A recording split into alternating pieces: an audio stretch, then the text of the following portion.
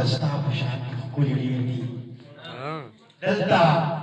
دستا په شان ښکلي ډېر دي دلته زما په شان پاگل وښایه تا ته دستا په شان سل درښایم ما ته زما په شان بل وښایه واه واه ډېر ښه تا ته دستا په شان سل درښایم ما ته زما په شان بل وښایه نظم ته راځم چې د دې ژوند اخري شپو کې د دې ژوند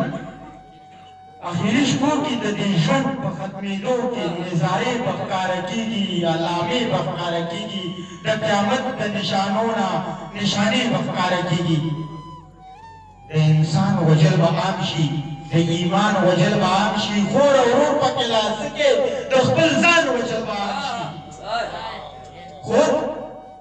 او ورور پکې لاسه کې د خپل ځان وجل به عام شي ای د مینې خوند به ورک شي ای د ښکلي رنګ به ورک شي ای په لاس کې به بنګړي شي ای د تورې شان به ورک شي ای غیرت به ترې لاړ شي ای قوت به ترې لاړ شي ترېنه جوړ به خزولک شي ترېنه جوړ به خزولک شي ای طاقت به ترېنه لاړ شي هر یو څیز به مقدار بایي هر سړی به معیار بایي هر یو چیز به مقدار بایي هر سړی به معیار بایي د دنیا شوقیان به راشي هر سړی به دلدار بایي بیا به هم په ژوند کې تنګ وي بس بیا به هم په ژوند کې تنګ وي هر سړی به قرار بایي فحاشي به پیدا کېږي بېشرمي به پیدا کېږي د عزت پروا به نه وي بېعزتي به پیدا کېږي ننګیالي به ټول په راشي نرخزي به پیدا کېږي ننګیالي به پیدا کېږي ننګیالي به ټول به راشي نرخزي به پیدا کېږي عجیبه پېغلې به راشي بانجانه عجیبه پېغلې به راشي عجیبه کالي به وکړي نه به نر وي نه به ښځه عجیبه جامې به وکړي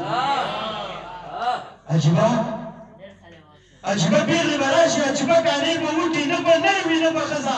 عجیبه جامې به وکړي پخوانۍ پېغلې به نه وي ملالۍ پېغلې به نه وي د پښتو په جامه پټې پښتنۍ پېغلې به نه وي یو ناسور به را پیدا شي یو دستور به را پیدا شي څوک چې څومره ترې شرمېږي بس عزت به یې سیوا کېږي څوک چې څومره ترې شرمېږي بس عزت به یې سیوا کېږي هم هغه کیسه شروع ده لیونو پښتنو واورئ هم هغه نخرت شروع ده د شملو پښتنو واورئ دغه ښځې د زی وینم چې نور په مخ کې نه وي شکل ټول یې د سړو وي په نور جسم زنانه وي سر لغړه پکې خاندي محفل ټول د نارینه وي سر لغړه پکې خاندي محفل ټول د نارینه وي بد هېڅ چاته نه لګېږي د قیامت دا نشانه وي د قیامت دا نشانه وي د قیامت دا نشانه